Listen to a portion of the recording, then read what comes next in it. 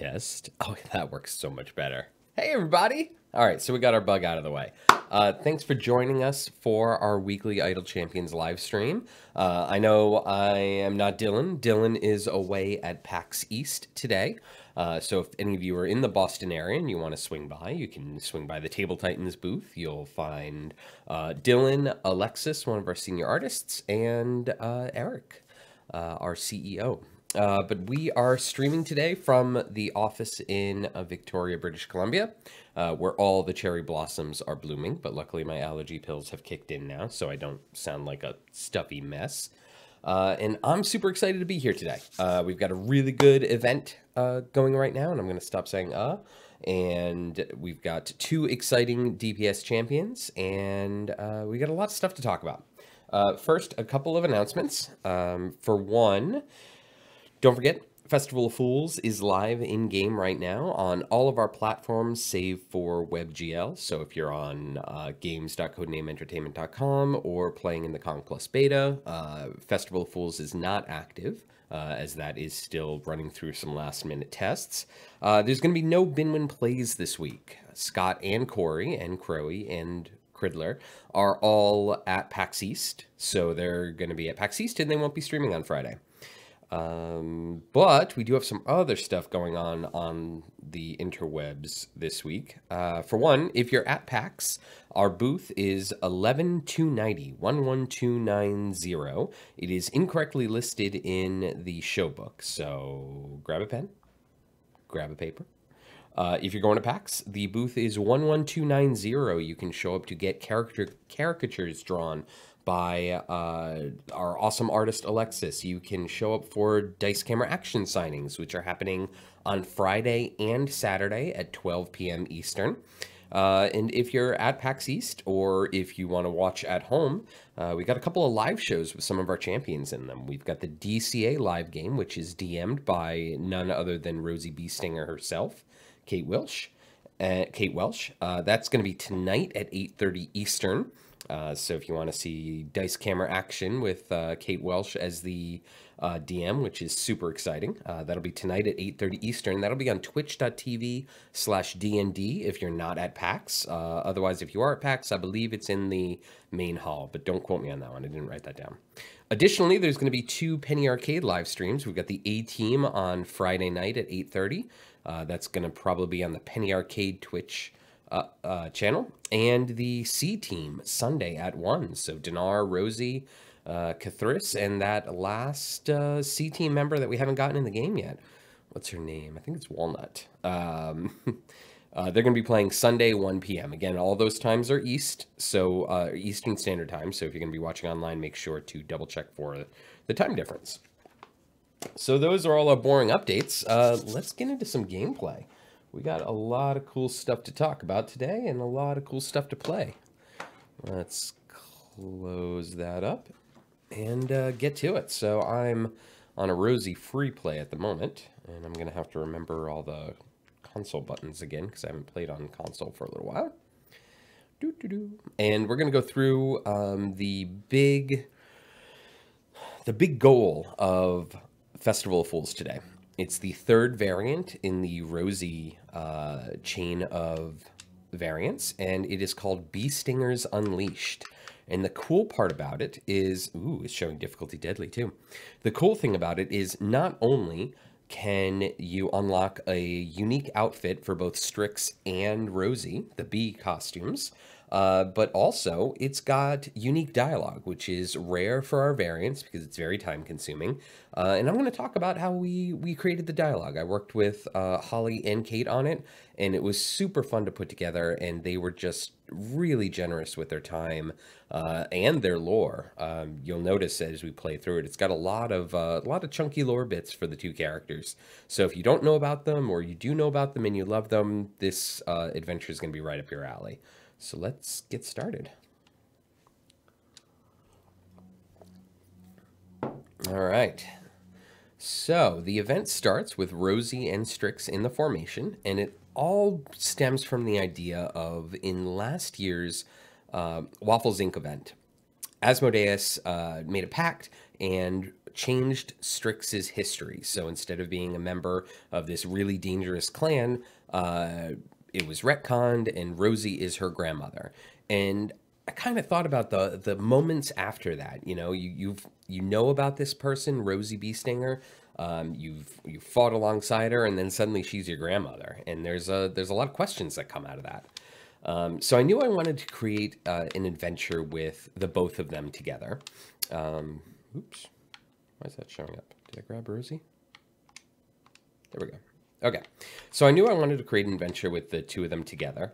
And why is... I think I'm messing up here.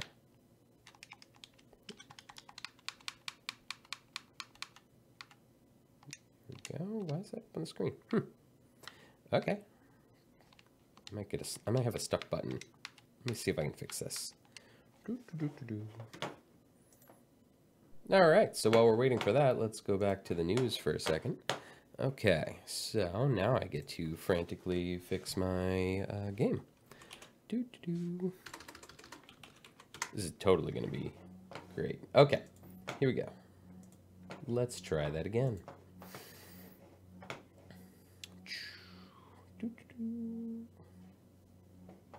And that is loading back up. And let's see if we still got that.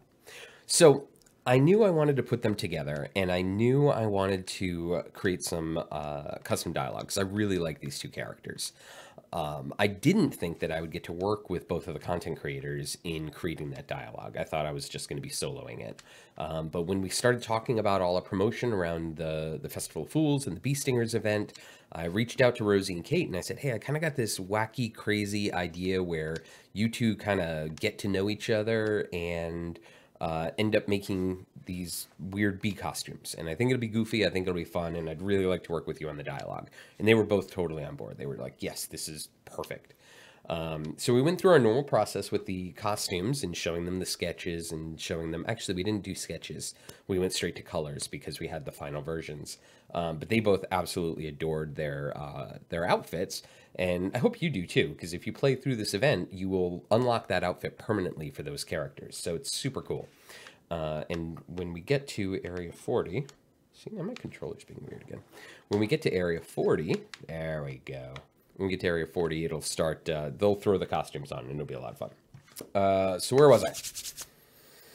Yes, they were totally on board. And so I sent them an email, and I said, all right, here's what I'm thinking. Rather than have them sit with me for like an hour and a half meeting, I was like, why don't... Kate, why don't you send me 5 tenets of being a bee stinger? If you had to list 5 of the most important things about being a bee stinger, send me that list. And then Holly, send me a list of what questions Strix would have for Rosie about being a bee stinger. And they took a couple of days, and they kind of mulled on that and then send it back over to me. And it was absolutely perfect. Just the list that Rosie had and the questions that Strix had, I don't know if they worked together, but based on how everything flowed together, they definitely could have. And so I took the questions and the tenets, and I kind of built the rough framework of the discussion. I'm much better with Strix's voice than I am with Rosie's voice. That's why you see Strix talk more on the in the main game, just because I feel more comfortable with her voice, because I've listened to so many DCA games. And I sent the text out to them, and they were just overjoyed. They loved it. Holly had a couple of edits that she sent out over email, and then I really wanted to make sure that it all flowed together well. So I got on the phone with Kate, and we threw up a shared Google Doc, and we just went through it line by line. And she was just absolutely awesome. She was laughing the whole time. She was having a ton of fun. She didn't mind calling out when some lines didn't work, which is exactly what I need. And so we went through and we edited it together and threw it in and ran through some tests, and here we are. Bee Stingers Unleashed, with Rosie teaching about being a bee stinger and Strix asking all her weird Strixy questions. So there's a lot of shipping in here. We've got Rosie poking Strix about Diath. We've got Strix asking about all the different things that she's kind of thought about from afar about being a bee stinger. So getting to work on that progression with them was super, super exciting for me, and I had a ton of fun. So I hope that everyone is enjoying the dialogue as we go through this, or has enjoyed it on their own. But make sure that you finish this event before April 1st at noon, because that's when Festival of Fools is ending. And right now, this is the only way to get the Rosie and Strix Bee Stinger costumes, is to play through and complete this variant. They're free. You just have to play through the tough variants. So if you haven't gotten there, if it's still showing deadly for you, grind some Lyra's Favor and get to bee stinging. All right, I think we got some questions. Feel free to throw some questions in the chat. We'll bounce around and we'll have some fun today. Let's see. When will we get more coloring pages? Dylan has only given us the first one that contains Evelyn, Dieth, Strix, and Binwin. Me and my son really enjoy coloring them and playing the game together. Hey, thanks for the question, the mom unit. We have more coloring pages coming next week. Next week we will have more coloring pages. It will coincide with the Core 12 balance update, and we're going to have the Core 12 coloring book, and it's going to be so much fun. Kat, Corey, and Michelle all worked on taking our characters and dropping them down to the line drawings. And I'm not gonna lie, most of us in the office went through some QA on them to make sure they were super fun to color. We've got a couple of coloring pages up on the walls at people's desks of pictures they've drawn. They're really excited about it. It's a great way to unwind. It's a lot of fun. I love coloring. My daughter's 6. She loves coloring, so we just have so much fun coloring these champions. So next week, we're going to have the Core 12 coloring pages. We'll have it available on our website, and hopefully everyone will enjoy them and get some cool Zen coloring. Sir Copath mentions the Commander Holly stream was great, by the way. I agree. So last night, 2 nights ago, Kate and Holly got together at Holly's new house and streamed through this adventure. So if you're enjoying the dialogue and you like Kate and or Holly, I would definitely suggest checking that out on video on demand on Twitch. It's on her Commander Holly channel. It's about an hour long of them just sitting around giving out codes and goofing off about the dialogue. They read it in character, and they were just giggling the whole time. It was their excitement was infectious. It was super fun to watch, and I hope you guys check it out. It was a lot of fun. The Baron September says the dialogue was pretty spot on for the characters. Well done. I thank you so much. Like I said, I can't take even most of the credit. I helped to string everything together, but most of the credit for the dialogue goes to the two people that created the characters. They know them better than anyone. So I'm just super glad that I had the opportunity to work with them on this. Mars asks, what am I drinking? I am drinking coffee. I am on my 3rd cup today. I need more. I gotta pace myself because I'm already halfway empty. Cal444 says, how about new variants across all 3 locations? New variants across all 3 locations. Cal, you're gonna have to follow up with us in the chat about that, because I'm not sure what you're talking about in regards to all 3 locations. So if you can clarify that, I'll be happy to answer that question. Other notes on questions as we go through this. Next week is our target for the Core 12 rebalance. We're shooting for it right now. The devs are all working on it. Justin is testing it. I'm going to go through and work on a QA pass probably tomorrow. So we are hopeful and shooting for next week for the Core 12 rebalance. We're really excited about some of the new abilities that we have for the characters, some of the new ways that we're rejiggering old characters and helping to tune those Core 12. And we are going to have more information on that next week. Justin's going to be Justin's going to be taking care of the live stream. Wow. Okay. Let's try that again. Justin's going to be taking care of the Q&A on Tuesday, talking all about the updates, what got in, what didn't get in, what's planned for the future, all that stuff. And he'll be my guest on the live stream, so we can chat all about the new balance updates, next week. I can't answer many questions about them now because one, they're not locked, and two, Justin is piloting that process. I've got a bunch of other things I'm in the middle of, so while I have looked over the document, I don't have them as memorized as Justin does. So more on that next week.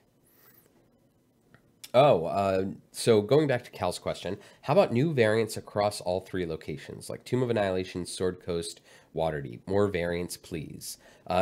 Yeah, absolutely. We're working on more variants. The last non-event update was a variant update.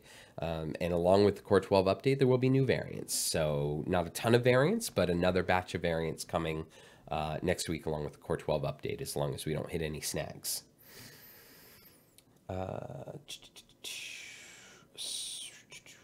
Okay. Sorry, I just got to refresh my page. Okay. Soul Reaver has a follow-up question to a question he asked me yesterday, or a couple of days ago, about easier access to all adventure data. We've noted the question. So the question is having the information you can get quickly from playing through the adventure available outside of the adventure. That's not anything that's on our short list of quality of life updates, but we have noted the desire for more information outside of adventures, and so we're going to look into that. But I don't have any specific answers for you, Soul Reaver, sorry. Let's see. Chuckle Style asks, I'm not sure if this is a big ask, but is there a way to have flashing effects disabled but still get the cool familiar animation? Yes, there's a way.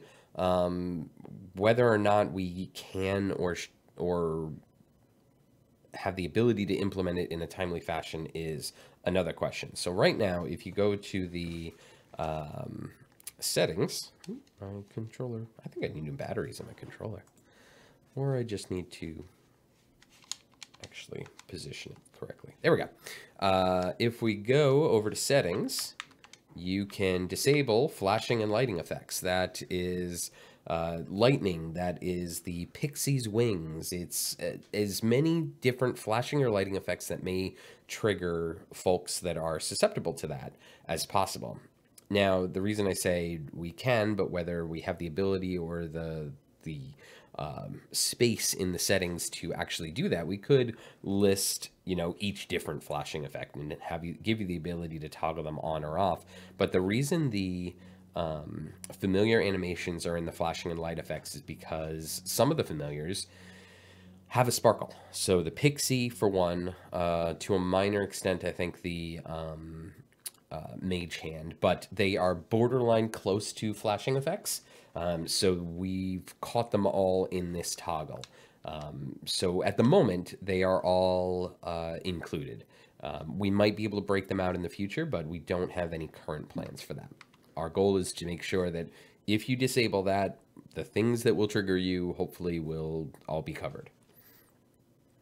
Nocturne614 asks, when will we get more hero levels? I can tell you there are not going to be more hero levels coming within the next 3 weeks at least. We just had a level cap update, I want to say in January? It was either January or December.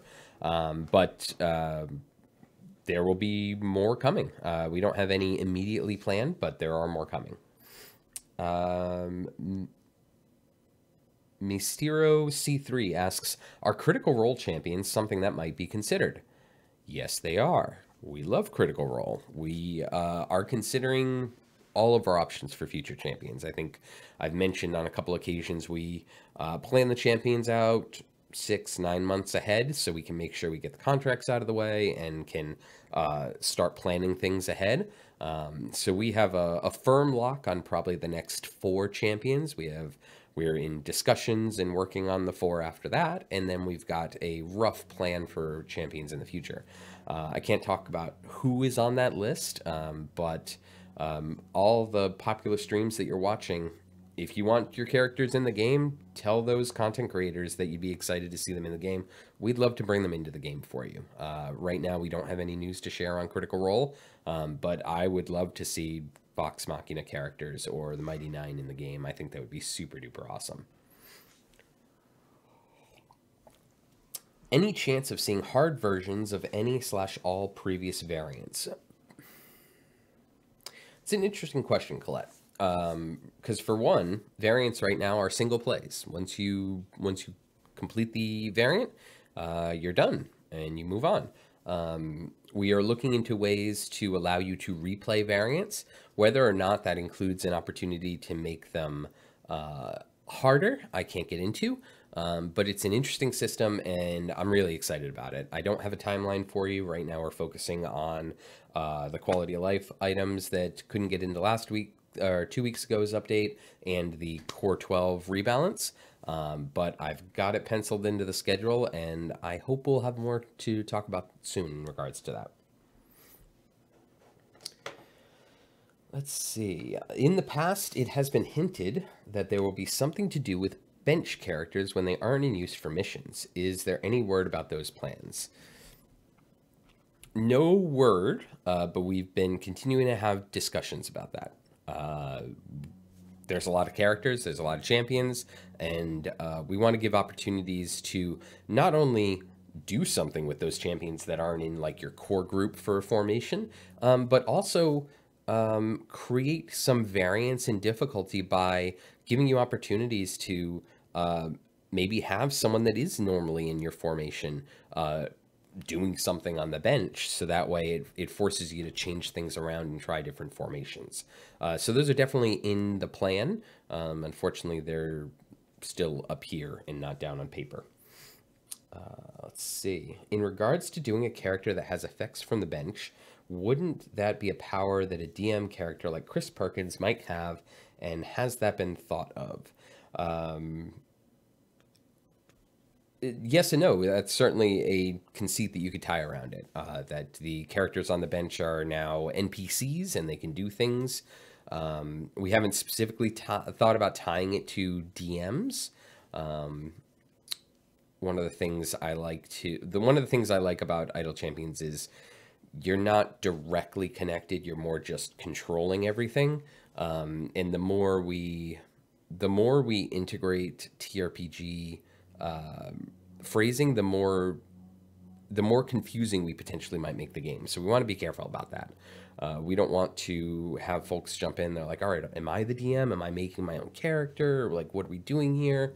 We want to make sure that explanation of what the game is all about is working. I'm going to move Rosie up. Hang on a second. Let's move Strix back here and Rosie over here. We're going to have to get some more gold so we can level them up. All right, back to the questions. Thanks for all the questions, everybody. Thanks for hanging out today. I know you guys are normally used to Dylan rattling things off, and he does it so well.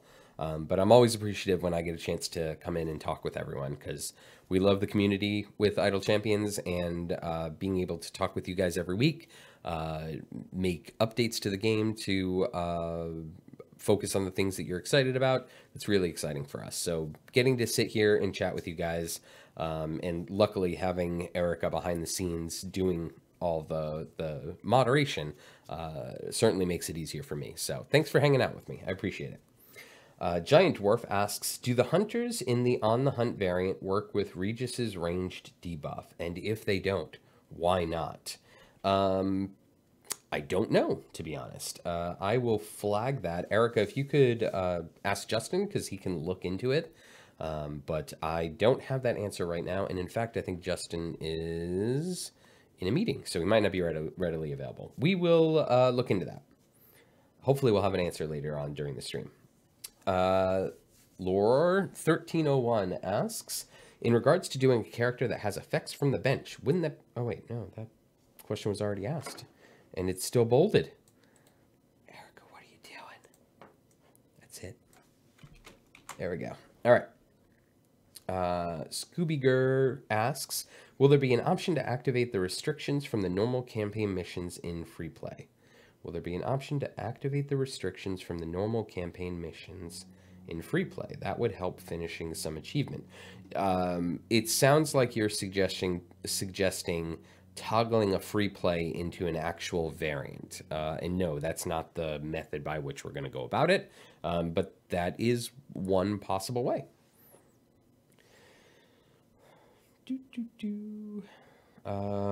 Question, is Rosie's deflect supposed to be affected by speed potions? That's a good question. I don't think I can actually get to the...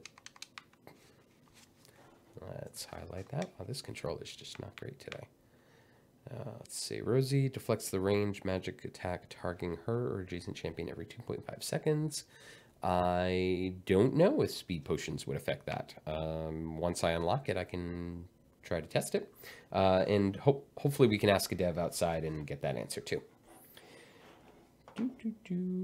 Mars asks a question. Could I increase the display size for the code info in the upper left corner? It's extremely small on mobile. Probably a lot of viewers unable to see it. Well, thanks, Mars. I hesitate to change anything about the overlay because this is Dylan's world and I don't want to mess with it. You know, I'm thinking about putting some posters up, you know, maybe like some rock posters or something, like, you know, maybe an Avengers poster, like that'd be really cool.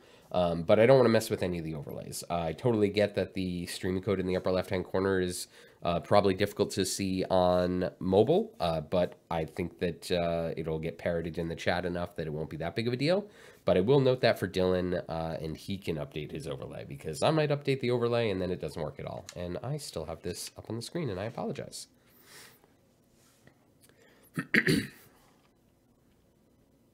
Can we ever get an overpower weekend with a 5x5 formation and be able to use all 12 characters? That sounds pretty cool, Cal444. I don't think that it'll be a weekend option because modifying the formations within each adventure uniformly might mess a lot of adventures up. But I could definitely see a sort of epic tier campaign or just a side quest or a side mission that has a unique formation that allows you to run with all 12. While as exciting as that is, one thing to remember too with the limitations is those limitations are there so you can make interesting decisions. If you've got 12 spots and you can just fill them up with everyone and you don't have to make that decision about who not to bring out, might not be as interesting. But I don't know. I won't know till we test, because you still have to make the decision of who's in each seat. So, R Green Paradox says, make the DMs familiars. So you want a little Chris Perkins and a little Jerry Holkins hopping on things as a familiar? Question from Coronans. I'm sorry if I'm butchering everyone's name. Could we expect having some alternate outfits to be gem buyable in the future? So, probably. We're looking at all opportunities for getting outfits out there. We've got them in the Founders Pack. We've got them in the Minsk's Giant Boo Outfit Pack. We've got them as variant rewards. We've given them away free for things like the anniversary celebration. So you can see we're playing around with a lot of different ways and opportunities to get outfits out there, and putting some out for gem cost is a really cool idea. Thanks for passing that along. Let's see. Anti-Present says, thanks for hosting. It's great to see the devs engaging on this level. Thank you for being here. If you all didn't show up, then we wouldn't be able to engage at this level. So we are able to do the awesome stuff that we do because we have players like you all that are watching play the games and enjoy them. So thank you. It is the absolute least we can do to get out here on a weekly basis or twice a week to talk with you guys so we can make sure that we're making the best game we possibly can. So thanks for being here. I appreciate that. Phonix48 says, what are my least favorite champion slots? Slot 4 and 7 were my least, and a recent rework has made them more active. You like Paulton, do you? And Black Viper. Let's see. Least favorite slots. You know what? Honestly, my least favorite slot is 12. It just takes so long to get out there, and by the time we get up to it, and I know everyone who's running Arcane DPS right now is screaming, but I just don't like waiting for 12. Yeah, it's not a power issue. It's not a balance issue. It's just, meh. By the time I get to 12, it's like, I got a formation all set up. Why would I want to mess that up? Let's see. Any plans to add an extra level to the bottom left upgrade box so it skips normal 100% damage upgrades? Extra level to the bottom left upgrade box so it skips normal 100% damage upgrades. There are no current plans at this time for that. When we go into another question from Giant Dwarf. When we go into Undermountain and deal with the Mad Mage, any chance we can get 11 party spots? I'm just trying to double check that that is actually already been released. But no, we won't be getting 11 spots in the Undermountain because we've recently gotten stuck in the Undermountain. In the most recent Dragon Heist update, we were chasing, and I'm going to butcher his name too, Nihilor. We were chasing him through the catacombs or the sewers in Waterdeep, and he lured us into Undermountain. So the team in Dragon Heist right now is actually in Undermountain. The plan for Dragon Heist is to incorporate some notes from the Mad Mage of Undermountain along with Dragon Heist. So it's not like we're going to have the Dragon Heist campaign and then a Mad Mage of Undermountain campaign. We're going to be all over the place as we're trying to solve the mystery of Dragon Heist. Would it be possible to have a map UI to pan zoom to show adventure locations right away? For example, resetting on Festival of Fools makes Daggerford always the viewpoint, at least for me. That is on our bug list. I remember Justin was bugging Dave about that yesterday. One trick that I have, at least on the Steam client, is if you select another campaign and then go back and select Festival of Fools, it'll jump down to Daggerford. But yes, that is on our bug list. I apologize that it's been around for a while, and we'll hopefully get that cleared up soon. Fiery Crystal, what would be the most unlikely thing added to the game? What would be the most unlikely thing added to the game? Wow, I could go really bonkers and out there. Let's see, a realistic thing that is the most unlikely thing to be added to the game. Let's see. I don't know. I kind of don't want to answer that. That's a tough question. Yeah, I think a lot of things are on the table. Honestly, the most unlikely thing that might get added to the game that would otherwise be pulled back would be pulled back for a couple of different reasons. Maybe the Wizards of the Coast wouldn't like something, so playing around in a setting that isn't Forgotten Realms, because this is Idle Champions of the Forgotten Realms, we'll jump around to different things, sort of like we did with Barovia, but we're not gonna suddenly make a Greyhawk map and have the game completely based in Greyhawk. Some other unlikely things are, I don't know. We'll just call that one my answer. That's a tough question to answer because it's like, I don't know. Let me think of the craziest, zaniest thing. And it's like, oh. Let's see. Who are your favorite characters from Acquisitions Incorporated and Dice Camera Actions, and who do I ship, if any? All right. Acquisitions Incorporated, my favorite character. He's got to be my man Binwin. Binwin, he's there from the beginning. Binwin is probably my favorite A-team character of Acquisitions Incorporated, even though he doesn't play with them anymore. DCA is Strix. I love Strix. I love Holly. I love everything she does from using her platform to talk about mental health awareness. So I am definitely all in on Strix. I don't know that I don't necessarily ship Strix and Dieth because I feel like they're just always going to be together, and there's while there are barriers in their way, there's not really anyone else for the two of them in their lives. But yeah, so Binwin, Strix, and as long as Dieth's not holding back any super crazy secrets, Strix and Dieth all the way. Any chance to make it so you can't get duplicate shinies? Without knowing the specific back-end systems that would allow that. I can't answer that. That's more of a Justin question. So let's hold off on that one and address it in the Q&A next week. Scratched again says a tiny Chris Perkins as a familiar would be great. That'd be pretty funny. I can see Chris's dog Milo freaking out about having a little Chris Perkins on the screen. Oh, question about the next question starts with, speaking of giveaways, but I wanted to mention, you've probably seen it in the chat, but we're going to be giving away one of these awesome Dice Camera Action posters. If you want one of these and you're at PAX East, you can go to our booth at 11290 tomorrow from noon to 1 and Saturday from noon to 1 and get it autographed by all the Dice Camera Action members, just like this awesome poster. But if you can't be at PAX East, we have a few to give away, so pay attention in the chat. Let's see. Speaking of giveaways, when will the WizKids winner from last week be contacted? I don't know. That's a question for Clive. I know that we have a winner. I don't know that they have or have not been contacted.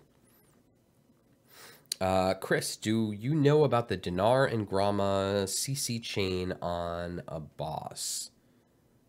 No, but if there is, and this is just a general note, if you find an exploit, if you think you have a bug, mentioning it in live stream chat or in the Q&A is helpful, but creating a ticket is the best way to get something addressed, because when you mention something to Dylan or I or Justin during a Q&A, all we're going to do is take that detail and go over to a dev and tell them about it. But what they need is they need reproducible examples so they can look at the exception logs and see what's going on. So if you create a ticket with the detail, even if it's like, hey, this is kind of wonky, is this the way it's supposed to work? They can look at it and confirm for you whether it's a bug or not. And by making the ticket, they'll be able to link directly to your account, and they'll be able to see the play history that may have brought about that issue if it is a bug. So with any sort of weird issues or exploits, if you have the time, and we would greatly appreciate it, please make a ticket so that way the right devs can get it in the right order. I always feel bad when Dave's working through his tickets and I'm like, oh yeah, by the way, also this one thing, and it throws off his whole process because, you know, he's going through things in the order in which they've arrived, and then I show up and just sort of randomize them, and it's not as helpful. But if you can make a ticket and put some details in it, we'll get it looked at. If there's an issue with Gromma and Dinar, we're going to nip that in the bud. Garwar asks, any word on a replay button? When I'm farming free plays and complete an adventure, I'd love an option to just start over at stage 1 again of that adventure without having to go back to the map screen. That's a really cool idea. We should put that on our list if it isn't already, although it sounds like something I've seen on a list before. But if Erica could flag that for to add to the to-do list, that'd be really cool. Question from Rato Zato. If the Chickenfoot Coven were added, would they have the Waffle Crew affiliation? That is a good question. They would probably not have the Waffle Crew affiliation. I try to limit, and Justin and I are the ones that make those calls on which character gets what affiliation. And the way I like to look at it is, you're in the group if you're a core playing member of the group. So that's why Binwin doesn't have an affiliation, because he's not playing with the Acquisitions Inc. A team right now. He has played with both Acquisitions Incorporated and Waffle Crew, but if I start grabbing one-shots and giving them an affiliation, it's going to mess up the balance of how those affiliations work with each other when we get to the long game of what we actually want affiliations for. So if a character is featured in a stream for a couple of streams, or they're no longer a participating member of the stream, they're probably not going to get the affiliation. So if we were to bring Chickenfoot Coven characters in, they would probably have the Chickenfoot Coven affiliation and not the Waffle Crew affiliation. Storyteller Mars asks, any chance of the champions visiting another plane soon? We've been to the Abyss and Ravenloft so far, I think. Hold on one second. Apologies. Need more coffee. Like the Abyss and like Ravenloft, we'll be making jaunts into different areas, but we won't have large campaigns there unless a large Wizards campaign is actually based somewhere. So let's say if Wizards puts out a Planescape book, we may have a Planescape adventure, but otherwise we're gonna be jumping all around. But we're gonna still stay firmly rooted in the Forgotten Realms, and that's right along with the marching orders on the TRPG. Everything's based in the Forgotten Realms. They found ways around it with things like the Mists with Barovia, but we're still going to stay as firmly footed in the Forgotten Realms as possible. Crab Kalash asks, any chance of getting access to other places for new campaigns? The Dalelands, Zental Keep, Cormyr, Kalimshan. I'd love to. I'd love to expand our map of Faerun. I think that'd be super cool. Pardon me. But again, it's all about the campaigns. We are firmly aligned with the TRPG game, and we are going to be continuing to put out campaigns based on the TRPG campaign. So if they have a Dalelands book, then we'll go to the Dalelands. If they have a Planescape book, we'll go to Planescape. So we're gonna continue working in lockstep with our partners over at Wizards of the Coast, and continue to bring awesome settings that they put out into the game. It's been a fun ride so far, and we're gonna keep having fun. Let's see. Count 011 says, but why would a Chris Perkins familiar be helping you? That's a great question. And super funny. As much as Chris likes to torture dice camera action, he as a DM is there to create a story, create an adventure, craft a narrative with these characters. And so the DM, while seeming antagonistic at certain points, is still a cooperator. It's a co-op game.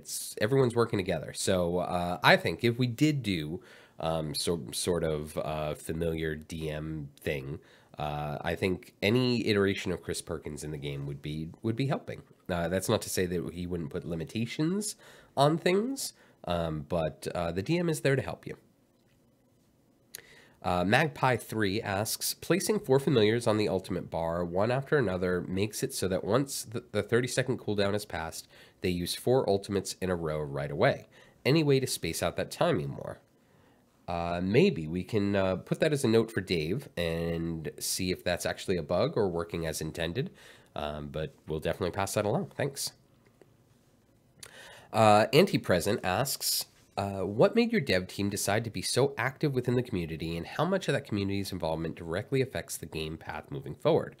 That is a great question for next week with Justin. As a relatively new member of the team, I only arrived last May, even though I was working with the team on the other side.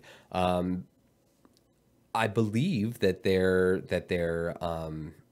working so closely with the community has just been built from their history.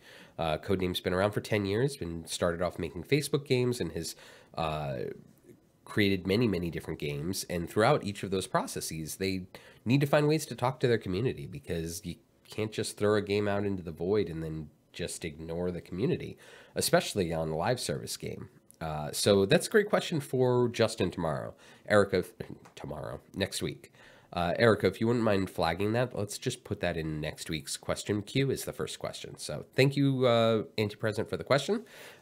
Sorry I can't directly answer it just because I don't have the history with Codename that Justin or Dave would have.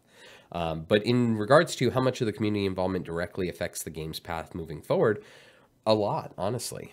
We are always lurking in the Discord and watching the Reddit discussions. So as community discussion starts about a character might be broken or they'd like to see this in the game, those kind of discussions fuel our brainstorming sessions. So keep it up. Thank you. Who is the office prankster? Who is the office prankster? I don't know. I would think probably Adam. Adam's pretty pranky. He and I worked together to get a plaque for Nick. So Nick is the lead designer on Bushwhacker 2. And during a Binwin Plays episode, I'm just going to get into an example of a prank. During a Binwin Plays episode, Scott tried to name all the people in the office because he had come up the week before to hang out with us. It was super fun. And so he's going around the office and he's like, I remember Michelle, I remember that other person, and then there's Georgia, and she's the lead artist on Bushwhacker. And then he's like, and then Georgia's friend who runs Bushwhacker, like that guy. There's that guy. And we were all listening to it, and the office erupted in laughter. And ever since, Nick has been referred to in every meeting that I've seen him as George's friend. And so for the Christmas party this year, Adam and I got him a plaque that says George's friend who runs Bushwhacker 2. And it was pretty funny. But yeah, I think probably Adam and I are probably the pranksters in the office. Let's see. Cal444 bringing all the questions today. Chris, can we get a permanent speed boost across all campaigns, either by paying for it or a future blessing? Unless you have the ability to toggle that off, I would say no. The speed boosts are great for farming, but they're not so great from a narrative aspect because the dialogues go by pretty quickly.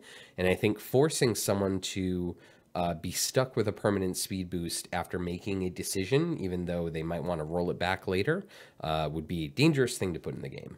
So if we were to put a blessing that would grant a permanent speed boost, it would probably be something that would have a toggle on it, so you could turn it off or on. But I don't see that we'd be doing that in the future. But that's not to say never. It's just we don't have any current plans for that. Merciful DM says, I would love to see the Tales from the Mist crew in Idle Champions. I would too. Let them know. Tell them to reach out to us.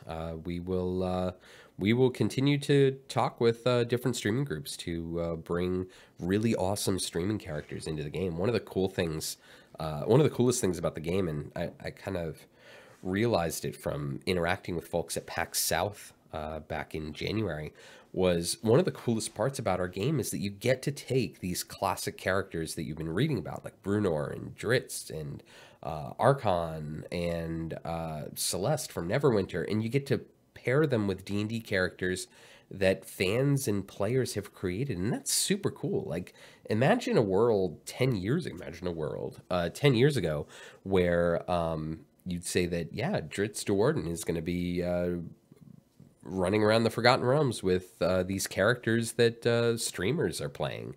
That's super cool. Like, you can really become invested in characters and have them playing along with characters that you grew up with, and that's enticing. At least it is to me, and I think it is to a certain percentage of our fan base. And so we love doing that. We love bringing new lore characters in the game. We love bringing new streaming characters into the game.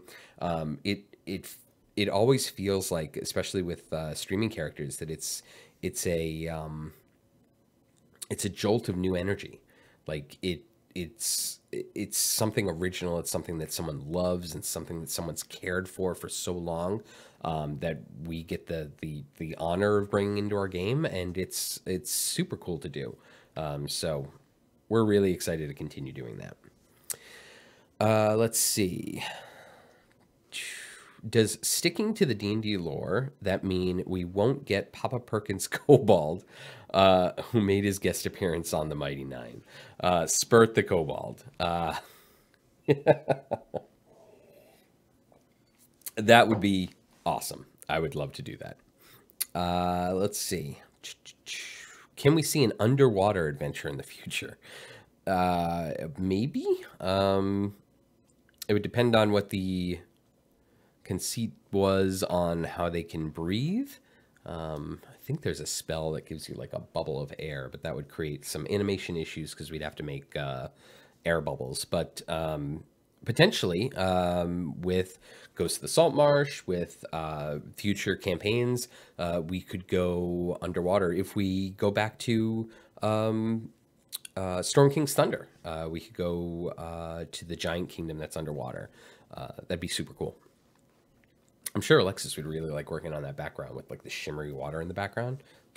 She'd be all over that. Let's see. Evil Sales asks, will there be any content based on Ghosts of Saltmarsh? There will be. There will not be a campaign around Ghosts of Saltmarsh. We've got too many campaigns going on right now, and because Ghosts of Saltmarsh is a one-shot compilation of a bunch of different D&D adventures, just like Tales from the Yawning Portal. There won't be a specific campaign, but that's not to say that we won't touch on some of those adventures. I can see us eventually doing some of the adventures in Ghosts of the Saltmarsh or Tales from the Yawning Portal as offshoot adventures of one of our campaigns, but we won't do a specific campaign around them, just because we don't have enough time in our update schedule. We would get to the point where a Dragon Heist update would be, 3 months between updates, and I think that's a little too long. That's not to say that I wouldn't love to do a Ghost of Saltmarsh update. I am anxiously awaiting getting that book so I can run a campaign with it. Magpie 3 asks, will the tutorial ever be updated to explain mechanics such as armored health or being overwhelmed, tanking threshold, and who counts as a tank? That is a great question. I think the tutorial does need a little TLC pass eventually. And introducing or figuring out a way to explain those things that have incrementally been added to the game, I think is a wonderful target of the tutorial. The only thing we don't want to do is we don't want to make the tutorial so cumbersome that players feel like they can't get through it. So yes, we should definitely add a better way of introducing those things that have come out throughout the game through the tutorial. And I think we can reach that through a TLC pass on the tutorial. With the core champion balance update, question from Fiery Crystal, who am I betting on, Jarlaxle or Delina? Ooh, that's a good question. I gotta go with my girl Delina, because I've wanted to use some wild magic with her for the longest time, and she's been out of my formation ever since Hitch came along. So I'm super hopeful that Delina DPS becomes a thing, because I think when you start, when there's really good opportunities for DPS in a bunch of different spots, it doesn't become as egregious when there's similar buffers in each slot as well. So, maybe you're running Delina DPS, whereas someone's running Rosie DPS, and you're like, well, how can you deal with getting rid of Hitch or Tyrell? And the answer is, well, there's other buffers that can take up that slack as we continue to build out different formation opportunities. And that's the end goal. When you say you're running Arcan DPS, that means you're not running a Zaka Gold Farm, or you're running Rosie DPS, it means you're not running Tyrell as your Moonbeam support. And I think we'll get there. I think there's definitely some challenges along the way. I think Rosie highlighted that. Putting 2 DPS champions back to back made it really hard, because everyone was still really excited about Black Viper DPS. And in addition, the other champion in the event is a DPS champion. And so when you have 3 viable DPS champions that you're trying to juggle into your formation, there's only so many DPS slots. So my bad on that. I was way too focused on the Beastinger event to think about the confluence of all these different DPS champions. And I think some of the Rosie feedback definitely shows that. She needs to be leveled up. She needs to get some equipment. And I think eventually we'll get to the point where Rosie DPS is a thing, especially when Walnut comes to the game. Garwar asks, the Acquisitions Inc. D&D book went on pre-order today. Is it worthy of its own campaign, or is it more of an addition to the current one? I have zero information on that. I have not seen the PDF. I don't know what's involved with it. I'm aware of it.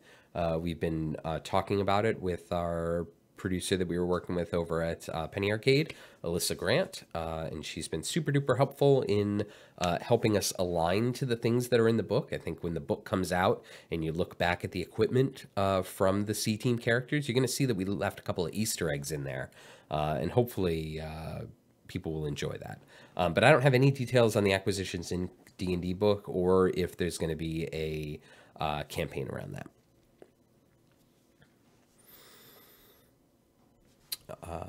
Let's see.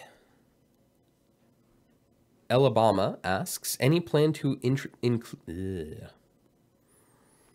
I've reached the 1 hour mark, which means I'm almost out of coffee, and talking is hard. Any new plans to include details, variants, or character class options from the new Penny Arcade book that is partnered with D&D? We'd love to. And some of that you're seeing with the C-Team characters. And when the book comes out, and when we get a copy of it, we can look through it and see what works best for our game. Let's see. Anti-Present asks, on console, you can press a button to kill the distractions, like birds, etc. Yet on PC, you have to click them, turning it into a skill shot. Any plans to change that so PC users can get the easy extra farm too? I don't think so. Technically, it's 2 buttons that the console players have to press. And while the more you play it, the quicker you'll be able to get the pairings.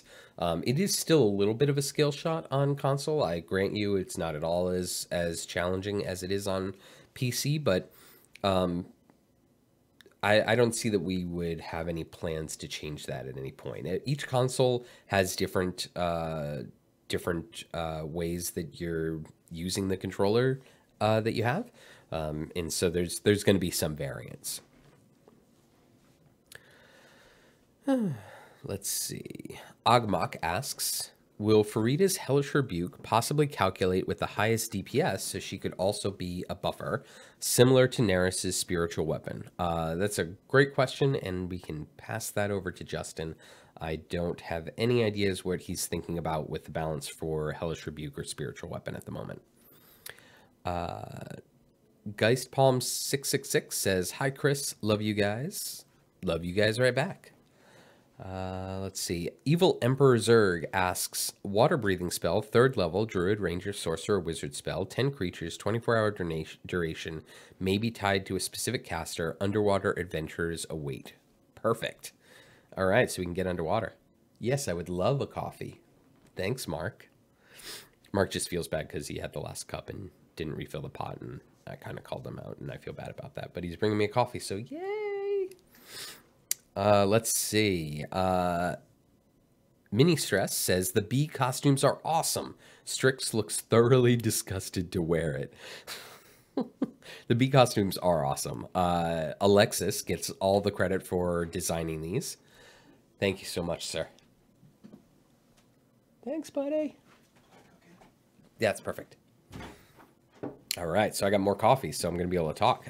So Alexis, the artist that we have at PAX East, I love that I can just give any of our artists just a crazy idea. I'm like, here's what I'm thinking, and no matter how cool it is in my head, they always kick it up to 11. I'm like, all right, I'm gonna make this campaign, and we're gonna put them in bee costumes, and everyone was like, bee costumes? Like, yeah, trust me, just go with me. It's gonna be awesome. So I'm like, can you make a janky bee costume for Strix and a really nice bee costume for Rosie? And first pass, she threw sticks together, threw some sticks in there. I love the stick antennas coming out of her hat. It's so good. And Kate loved her bee costume so much. That's actually where the "I'm the Queen, baby" line came from. Because as we were looking through the text, I sent her over the costume. She's like, "Oh my God, I'm the queen bee," and it was just perfect. So we had to add it into the dialogue. Let's see, where are we? Yeah, we're on 46. We've got our bee costumes. So we're almost at the Frost Giant. We're gonna have to do a little bit of management when we get to the Frost Giant. So let's set that up. Let me put some familiars out. That'll certainly help. Okay, player attack. Let's get Iris out there. Hey, Iris. Iris is available in the Founders Pack along with the Undead Celeste outfit. And then I've got the gift-wrapped Mimic from our first anniversary celebration. Let's get Juniper and Stinky out there as well. And Chewinga. Chewing on a roaming ultimate? Sure. It's probably not a bad idea. All right. But we still need to level these guys up. Got to get some more gold. Guess we're going to be going at this level 1. All right. So back to the questions. So yeah, the bee costumes are super awesome. We're working on a whole bunch of outfits for the champions, and we're going to have a lot of different ways to get those out to you guys. We're really excited about how excited everyone is for the outfits. So many games have alternate looks, and it's challenging with our game. Like, we can't show the champion with every piece of gear as you get them, just because it's an animation package. So, you know, when you get all epic, we can't switch it over because it's basically creating a whole new character to make these new looks. But we've found some time in our development cycle, and we're going to keep churning out outfits. So hopefully everyone enjoys them as much as we do. Chuckle Style asks the question, who chiefly comes up with formations, and what is the process like? Are they designed to include or exclude certain champs or builds? Great question, Chuckle Style. I can talk to you a little bit about that. Before I arrived, I think it was mainly Justin that did the formations. Each campaign has a unique formation, and each event has a unique formation, for those of you that don't know. In previous games, their formations, I found out after I arrived, were based on something like, oh, this is a boat, or this is whatever. I don't normally do that. I don't normally like to make it look like something. The way I look at the formations is the way I do a lot of things here on Idle Champions, is I look at it like a puzzle. So before the champion is designed, I don't touch the formation. Once the champion's designed, I can think about what's the best formation for that champion, because each tree in the events have their own formations as well. So if you look at the Strix event, that's a different formation than the Rosie event. So once we know what the character is going to want to do, I'll look at the formation and figure out what kind of adjacency I want. And then from there, I just try to make it kind of crazy. I love it when people call my formation like train wrecks, because some of them are. I did actually, a little bit of an Easter egg here, and if you squint your eyes really tight, you might be able to see it. I did actually make this formation look like a bee on purpose.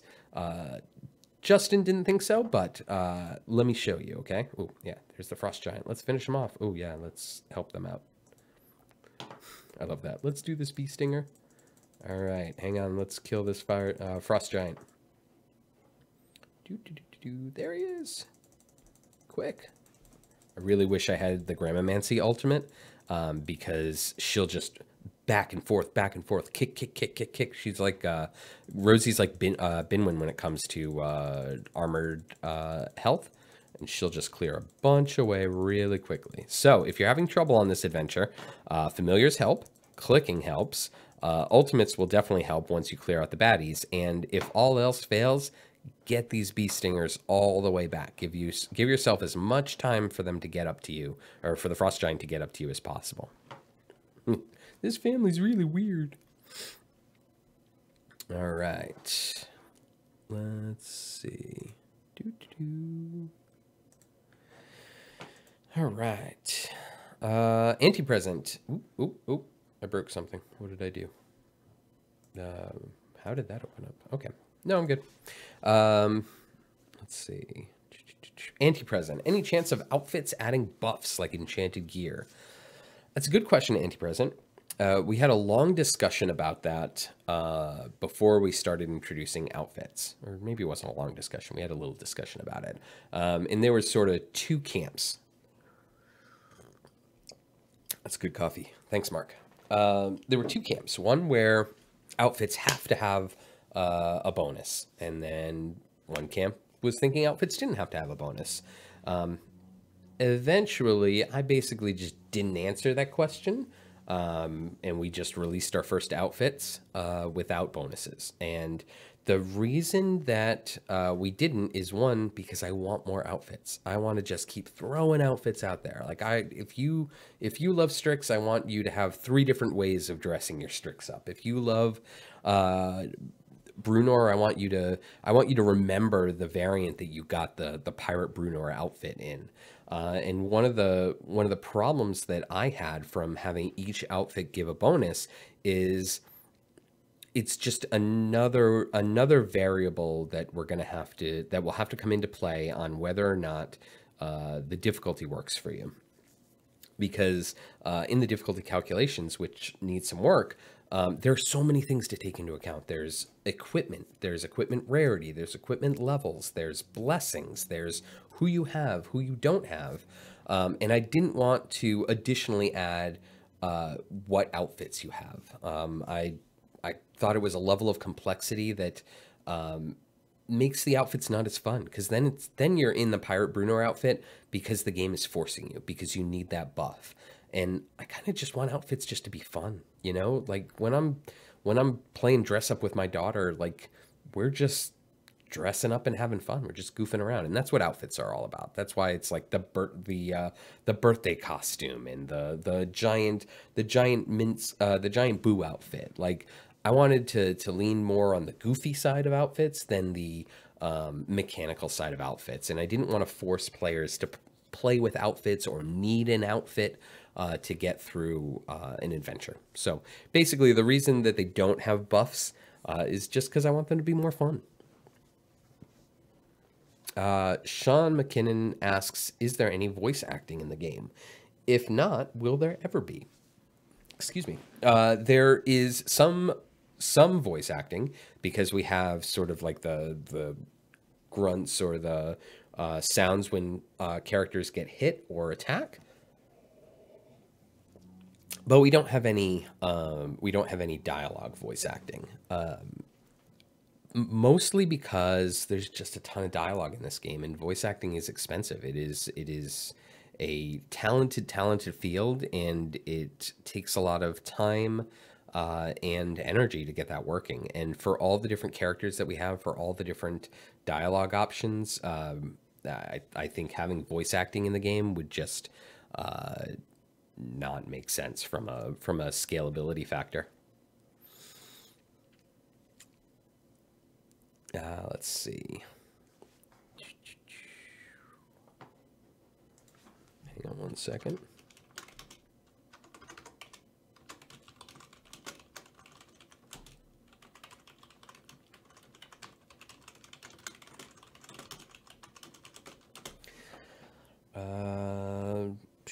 Are you ever considering to get Aquamamba into the game? I loved that guy, Aquamamba. That name is familiar, and I can't place it. And I'm going to be so embarrassed when someone tells me who Aquamamba is, because I know them, I just can't place them. Any approximate ETA for codes on tablets and console? No, not at the moment, unfortunately. But it is one of the higher priorities that I have. That's not necessarily to mean that it ends up being a higher priority from Justin's standpoint or from a tech standpoint, because there are just many hurdles to getting that system implemented, and we need a lot of dedicated tech time. Right now, a lot of our tech time is focused on the WebGL launch. We've got an alpha going right now on games.codenameentertainment.com, where you can play Idle Champions within your browser at the Codename Entertainment site, and we're in the Kongregate Plus beta right now.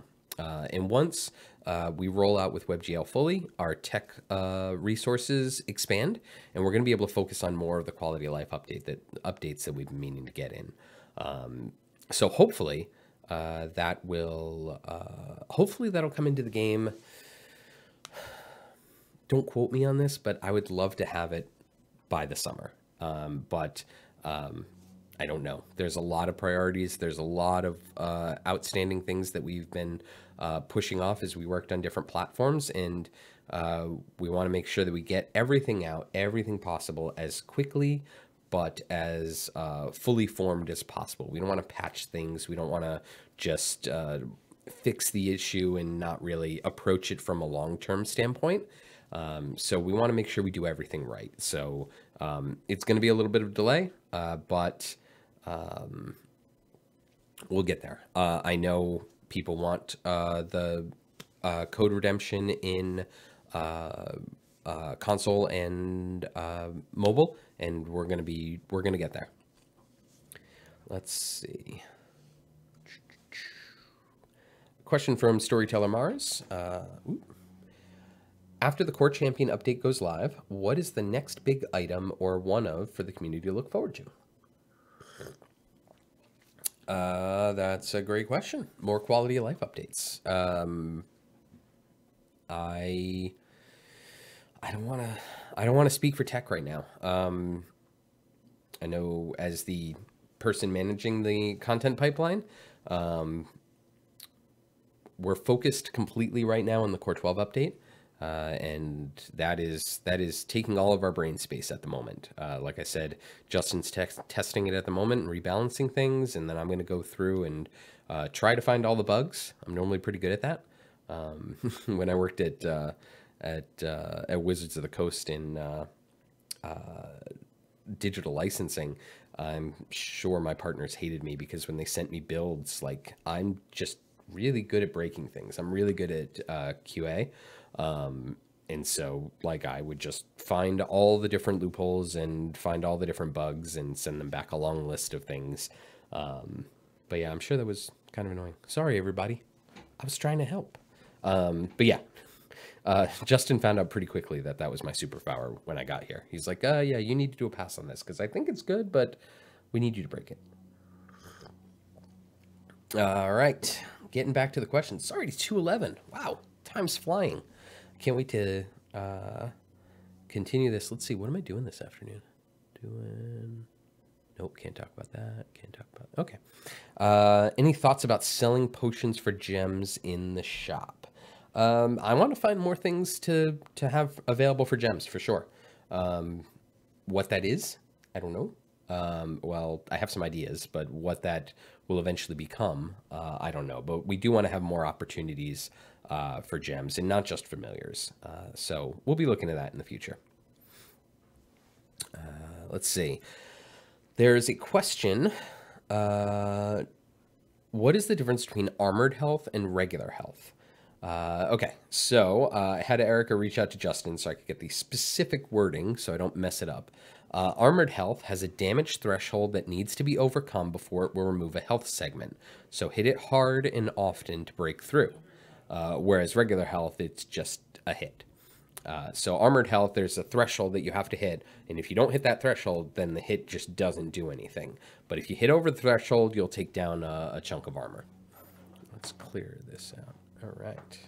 How are we doing? Let's see if we can speed this up. Let's see if we can unlock my bee costumes. Here we go. Let's do this, bee stingers. Let's open some chests. What do we got? Let's open some rosy chests. Rosy chests. Oh, did everyone see the multi-chest opening?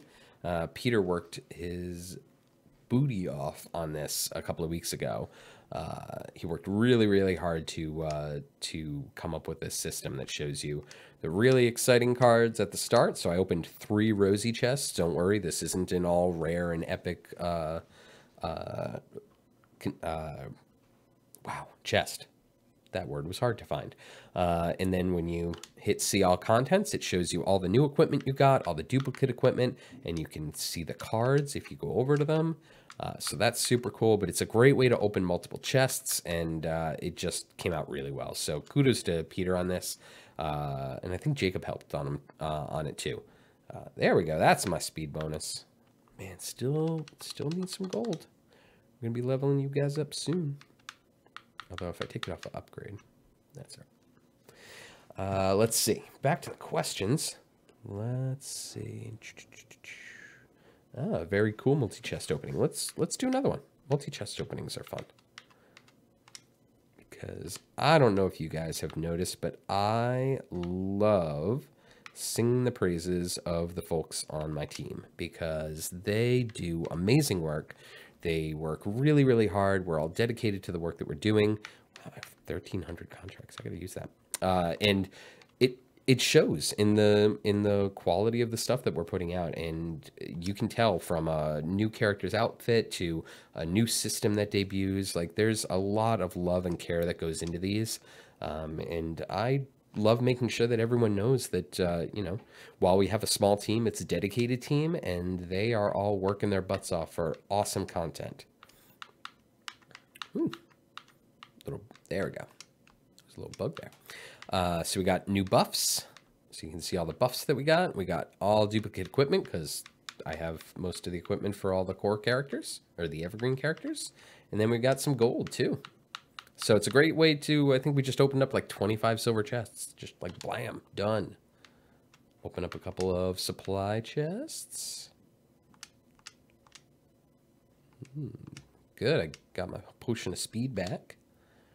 We'll see all the buffs we got. Very nice. Oh, that's why my mouse is triggering that. All right. Ooh, we can get some upgrades. Let's get some Rosie upgrades. All right. Do we get deflect missiles yet? Not yet. Okay. Back to the questions. Let's see. Sorry, I was playing the game for a minute. I got distracted. Let's see. Let me make that not bold. Question from Blade Dragon 997. Do you think there are some classes that are underrepresented? Yeah, bards. We don't have enough bards. Like, what are we going to do without more bards? No. I.e. fewer rangers compared to bards. Is there something that factors into designing new champions? Yes and no. So we try to take opportunities to highlight champions that will be resonant and will get you excited about the game. So there's so many different things that go into which new champion goes in which slot, which one goes in which event. I talked about a little bit about the hiccups we're seeing with the reception of Rosie being a little bit lower than we would have expected because of so many DPS options right now. There's Strix and there's Black Viper, and those are both brand new and recent characters with the event. So having another DPS character is challenging. So classes factoring into design, definitely. We are very cognizant that we need to be careful on the number of bards. We've got another one coming, but I think that's probably going to be our last bard for quite some time. But looking at the other classes helps us to make sure that we've got a decent distribution. And we want classes to matter too. We want you to say like one day, you know, like I'm running all rogues or something. I think that would be super cool. So yeah, it does factor into the design. Not so much about designing the new champions because it's more about where the champion's going to fit. So like let's take C Team for example. Like who we brought out first had a couple of different reasonings. Like working together with them at an event, making sure they were available at the event for the release. What classes we had in the game, whether we put out a healer or a DPS or a support character, and how they'll work together overall, are all integrated in the question of where they fall in the schedule. Rocher27 says, what is an average day in the life for an Idle Champions team member? Great question. Thank you. A day in a life. All right, so I'll give you a day in my life, which is very similar to a day in the rest of the office. So Georgia and I are normally one of the first people that show up. Georgia, myself, and Dylan.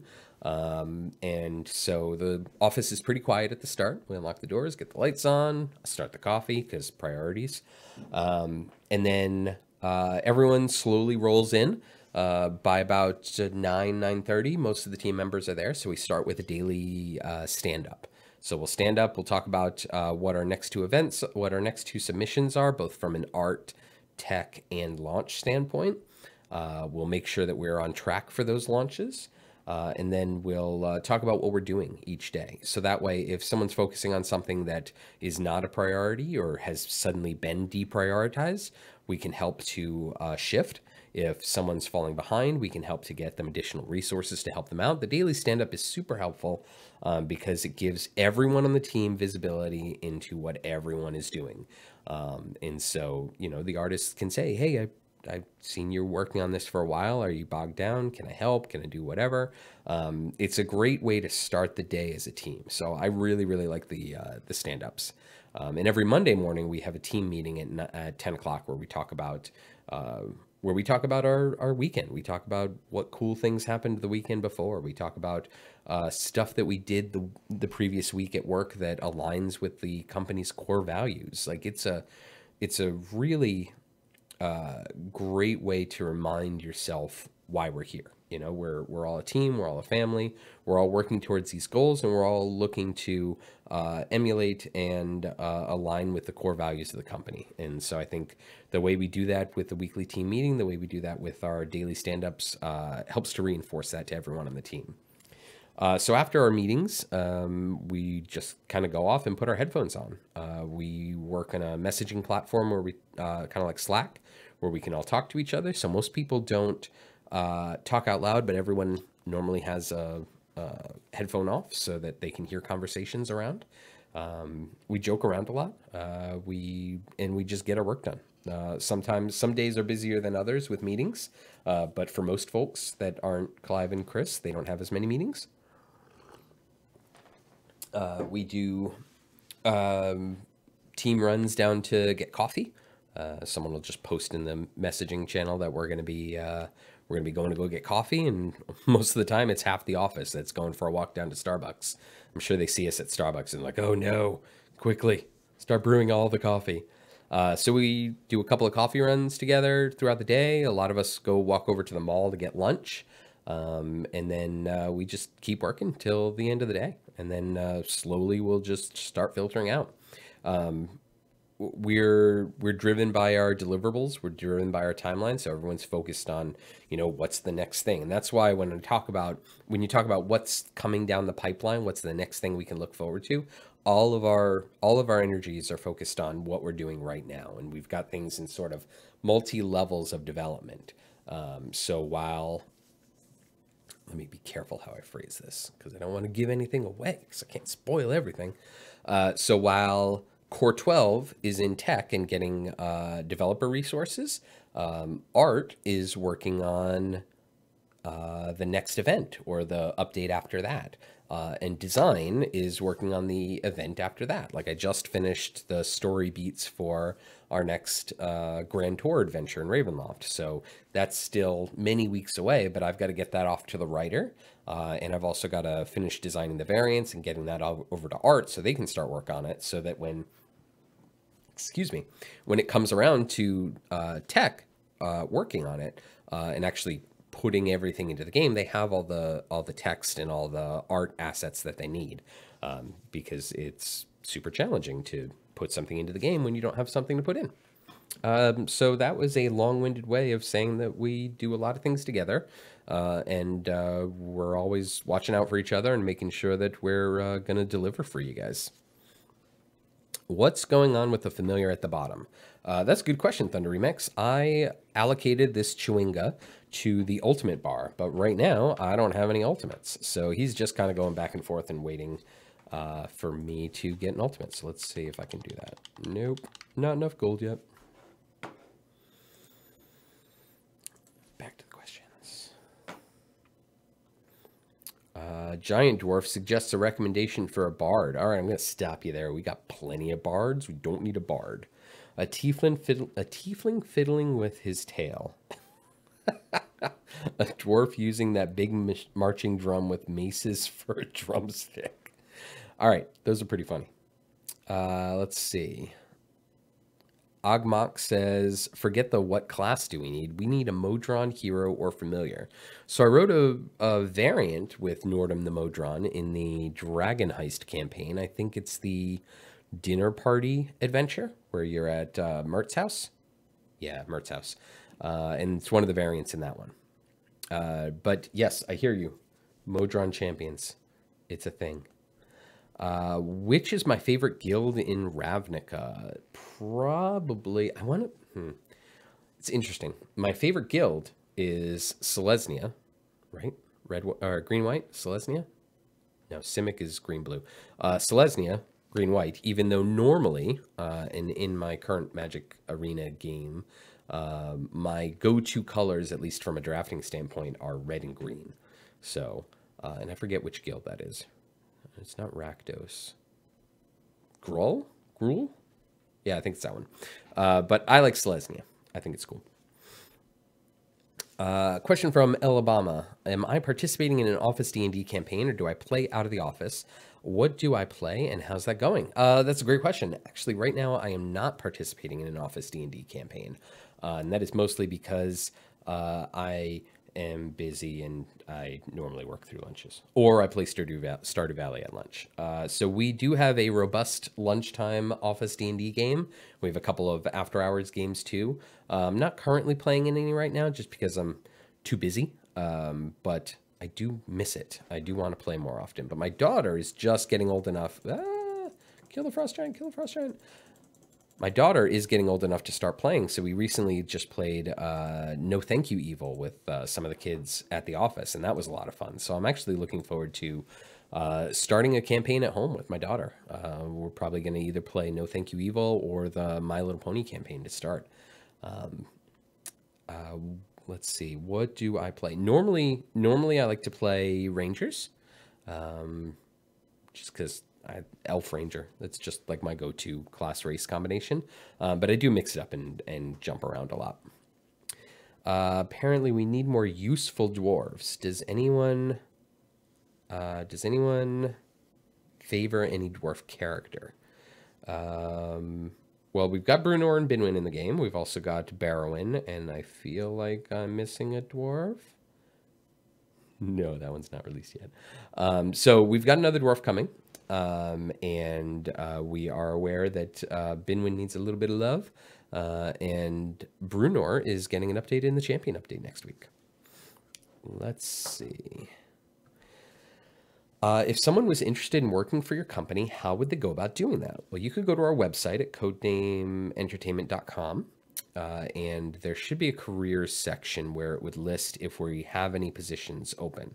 And from there, you would just submit your CV, your resume, your cover letter, and if a position would work for you. Now, obviously, being in Canada and being on Victoria, we need people local, so that makes it a little bit more challenging. But we're growing as a team. We just took over the suite next door, which has because of a delay in getting a hole built in the wall, has just become our side D&D office. So we brought a table and chairs. Adam brought a table and chairs in there the other day, and now we've just got the D&D game set up in there, which is great because I get the meeting room back.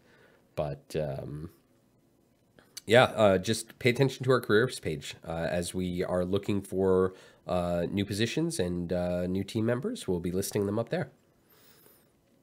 Let's see. Adio 2007 says, thanks to you and your colleagues. Really appreciate the game and how you've incorporated icons of the hobby into it. Well, thank you. I appreciate that. We'll pass that on to the team. We are very partial to this game. Obviously, we're biased, but we love it. We love bringing characters from D&D lore into it, and we love bringing characters from the weekly streams into it and creating these awesome, quirky, goofy adventures. Like, this is my D&D bread and butter. Like, I love this game. I love just goofy D&D adventures, and this game just gives me everything I need. So I'm very happy, and I'm glad that you all are happy with it too. Let's see. Murky1988 says, I currently find I am pushing the furthest with pot buffs, and the weekend buffs are not affecting how much I push for once I hit my limit.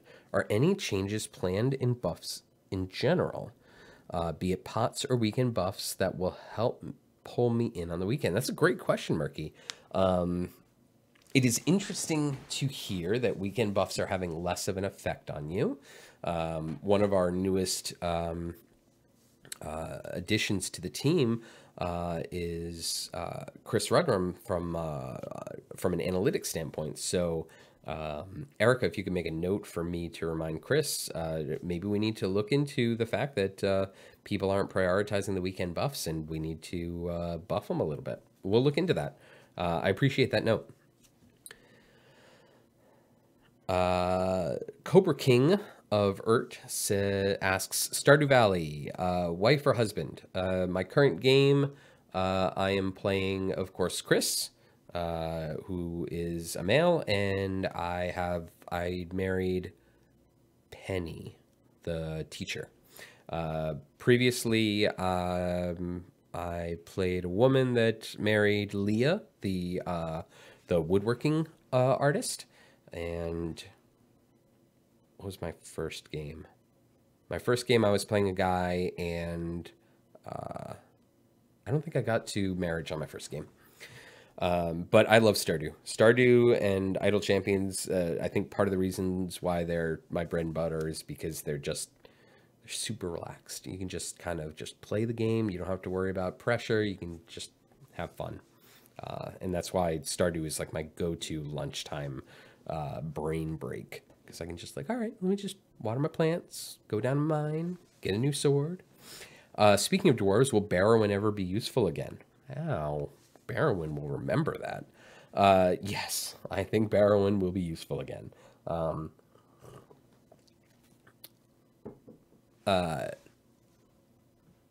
The idea with regular updates or more regular updates is that we can address more of the characters from a balance standpoint sooner. So we wouldn't wait a year and a half before we had a core champion balance update. We can do balance updates more often. And as we get more tech resources back, we can do that a little bit easier. So I'm sure Barrowin will get looked at again as we look at the year 1 champion update. Question from Rocher27. What is my favorite Ranger subclass / what do I think about the revised Ranger debate? I don't really have a horse in the race on the Ranger debate. I just pick a subclass and just try to optimize it. I know Rangers are subpar and I know that they need some work, but I've just always played a Ranger, so I just play it. I'm not really a min-maxer, more a narrative player, so yeah, I haven't been staying abreast of all the Ranger update debacles, but I do know that in general, Rangers are seen as a subpar D&D class, but I like to have fun with them. Any chance of a way of buying multiple gold chests with gems, or at least setting to turn off the animations so we can do it quicker? Great question, A Corpse. That is in our list. Multiple chest purchases. We got multiple chests opening, and now we'll work on multiple chests purchasing. James Rhodes asked, are any Aasimar champions planned? Not at the moment, but I know that it is a race that we don't have representation in the game, so it is on my list, but I don't have an impending Aasimar champion to talk about.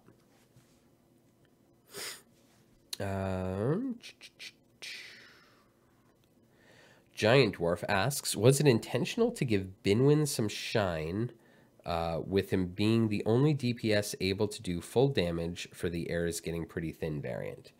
Does it make me sound smarter if I say yes? No, that was unintentional, but that is exciting that it turned out like that. When I work on variants, the biggest thing that I look to when I'm putting in restrictions is what is a newer player without any event champions have here.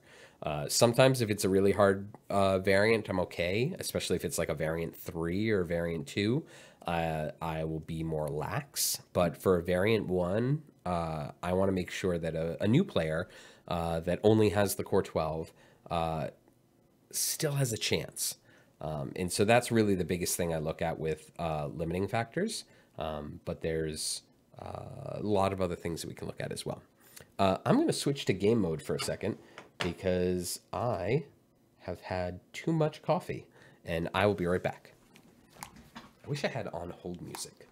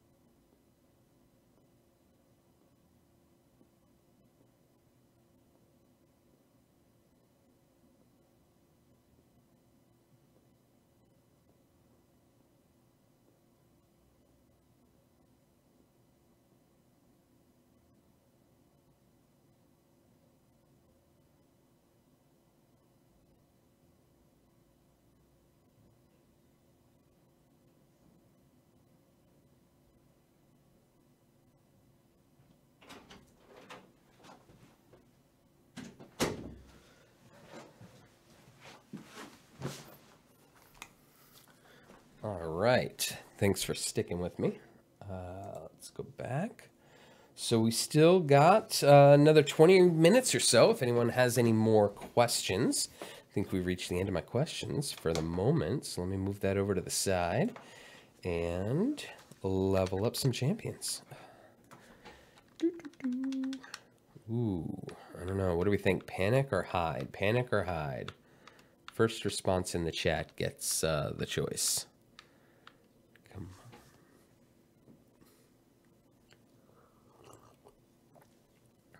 on. Always panic. All right, panic it is. Like I said, I'm not a min-maxer, so a lot of times I'll just be like, whatever, let's try the other one. All right, so we got us leveled up, and now we got our ultimate for the Chewinga to mess with.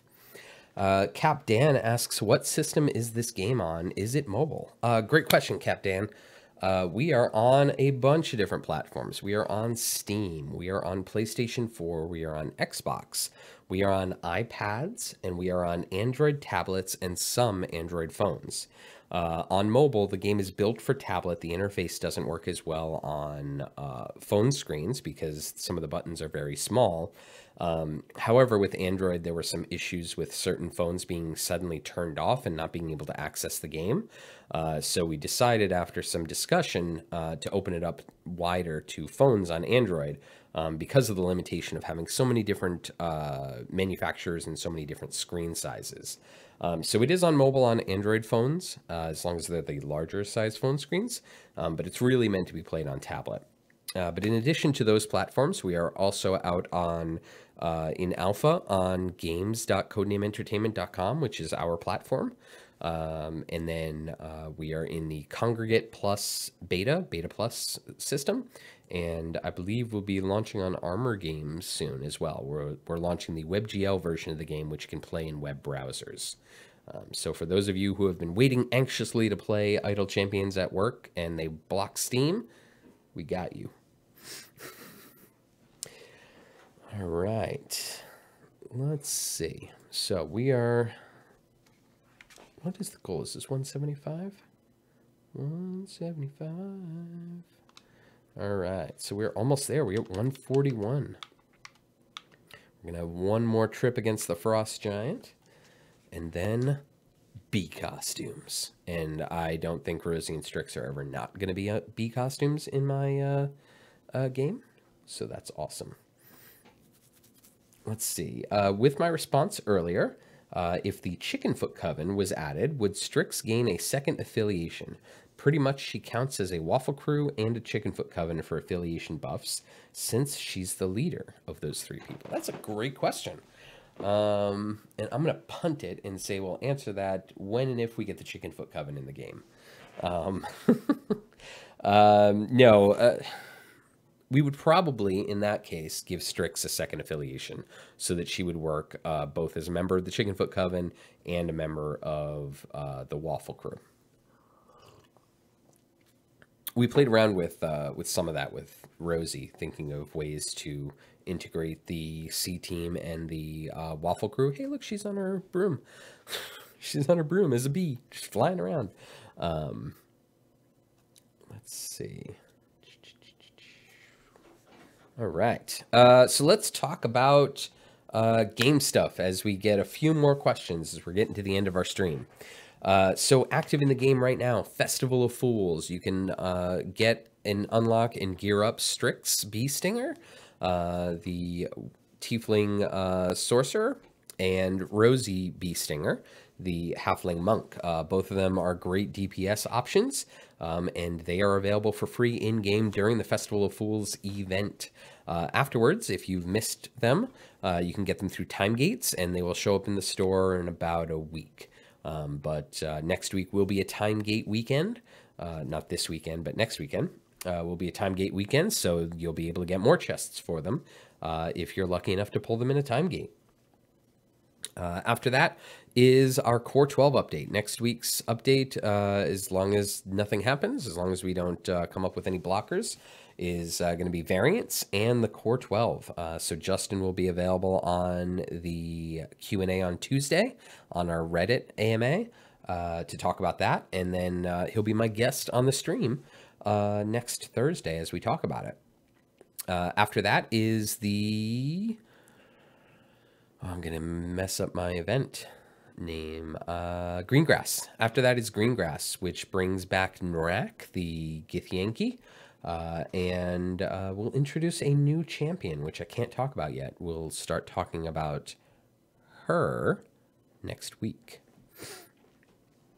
But we've got a lot of fun stuff planned for Idle Champions, as you can see with the recent quality of life updates. We're trying to get to the backlog of things as... oh, no, this is not good. Oh, no. Whew. Did you see that? Right in the nick of time.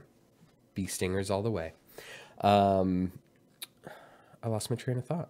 So we got a lot of exciting things planned this year for Idle Champions.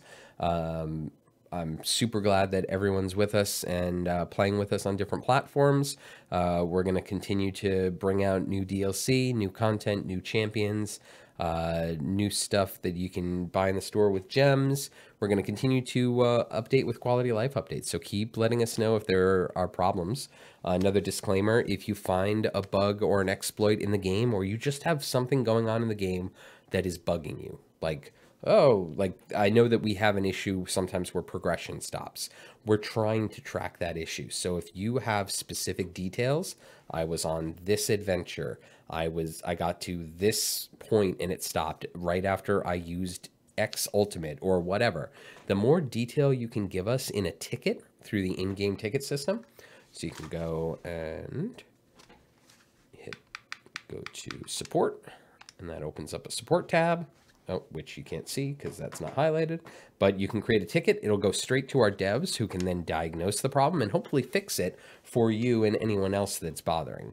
We've been seeing more and more people talking about issues on Discord and not making tickets for it. But what we need are the support tickets with the details, because that'll allow us to look at the exception logs that you're getting and actually track some of these issues down. So if you can do anything for me in the next week, it would be if you've got something that's been bugging you about the game, get a ticket, give us some details so we can look at it. Let's see. Will we see Drebus Beestinger? What group would he be listed under? That is a great question. I do not know that we're going to have any other bee stingers. We don't have any future plans for bee stingers at the moment.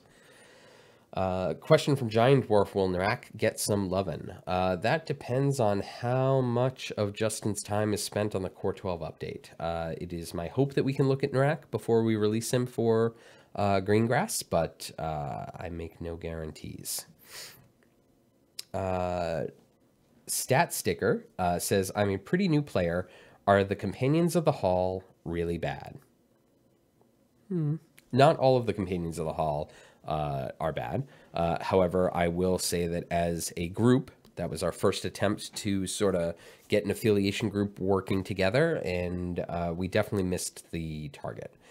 So one of our updates shortly after the Core 12 is going to be looking at the Companions of the Hall as a whole. Brunor is getting an update in the Core 12, but Catti-brie, Dritz, and Wolfgar and Regis will need to be looked at as a whole and kind of massaged and fixed so they can be an elite fighting affiliate group.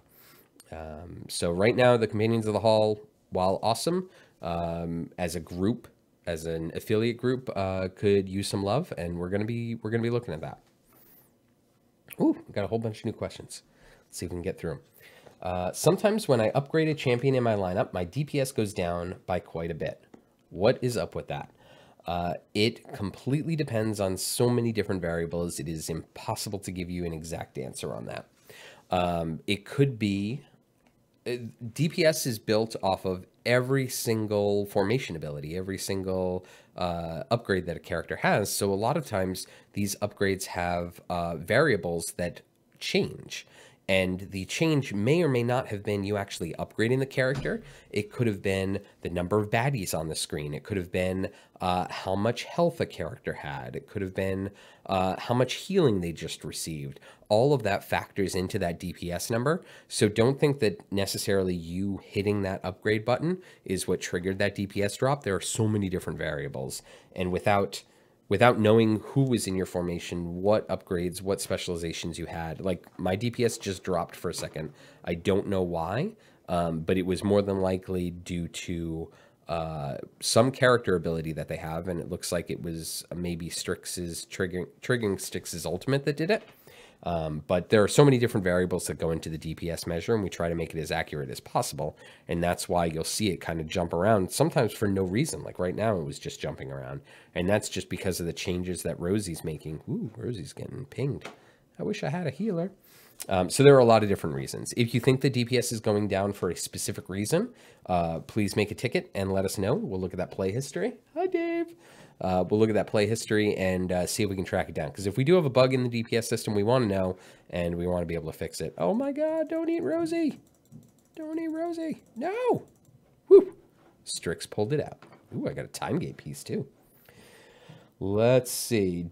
Do you ever do something other than Forgotten Realms? The game is based in the Forgotten Realms, as Idle Champions of the Forgotten Realms is in the name. However, we do go to other planes. So right now in the Grand Tour Adventure, and I can show you if I pull up the map. No. Can you even get to the map right now? I can't. In the Grand Tour Adventure, we're actually in Barovia. We'll be using the Grand Tour Adventure as sort of our way to go back to other campaigns. And so if other campaigns aren't in the Forgotten Realms for whatever reason, that would be our outlet to go to a different plane of existence.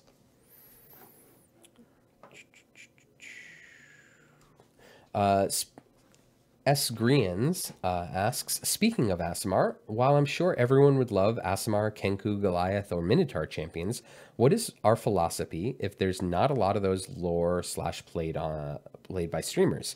The philosophy is we get a CNE original hero like Gromma or Krond or Stoki.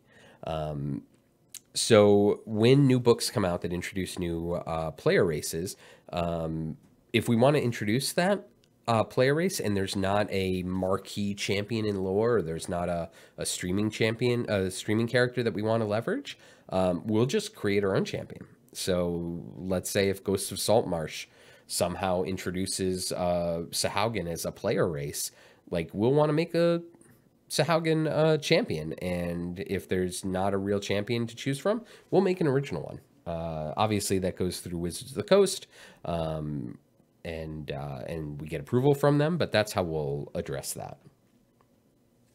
Are we going to see any more of Sirens of the Realm or the Acquisitions Inc. crew? I would say yes. We love working with both of those groups. Satine and Vivka and the Sirens have been amazing to work with. So too have Acquisitions Incorporated, both from the A team and the C team. We love working with these partners, and we're going to continue doing that. So I think we'll definitely see, I think I can tell you without spoiling too much that we're going to see Walnut. Where else we go on Acquisitions Inc., we'll have to wait and see. Let's see.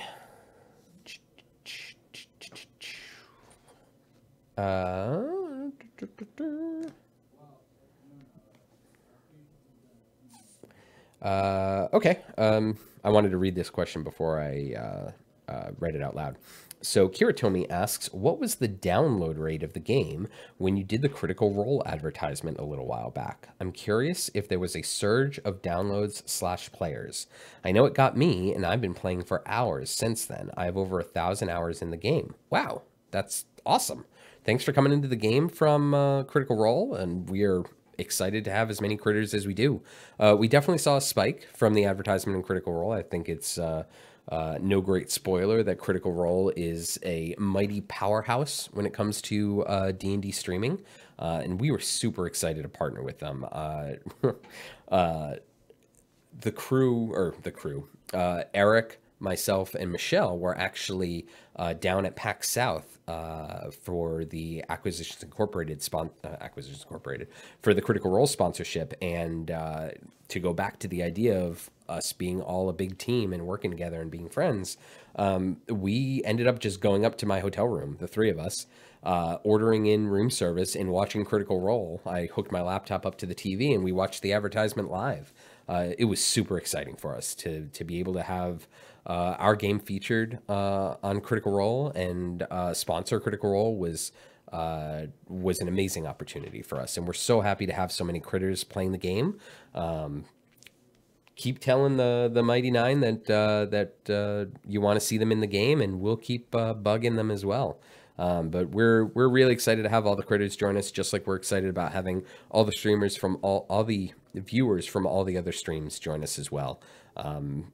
It is our hope that we can take these groups and really grow them in an organic way, so that way you can take your champions that you are most excited about and play with them the way you want to. And so maybe you're not into lore characters, maybe you're just here for DCA, and we want to make sure that the DCA team is viable and you can continue playing with them for as long as you want.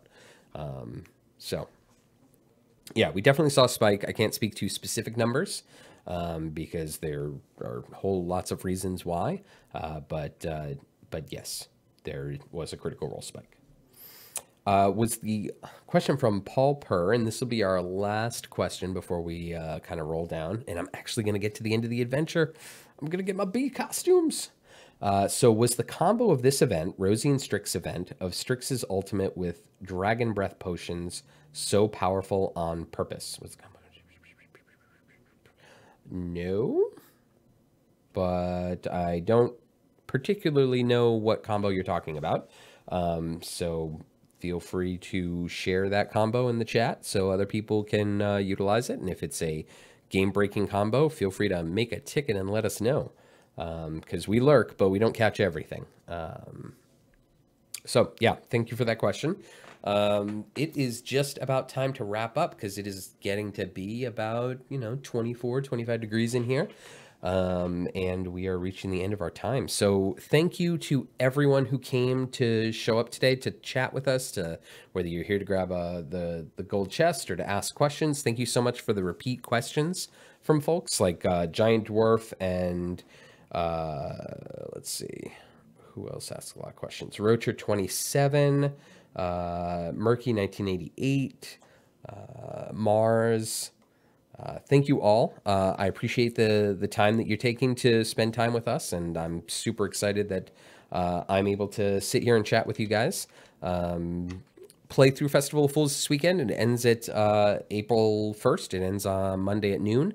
Get Rosie and Strix geared up and get ready for that Core 12 rebalance. We're going to have a spotlight on that next Tuesday, which I have to write.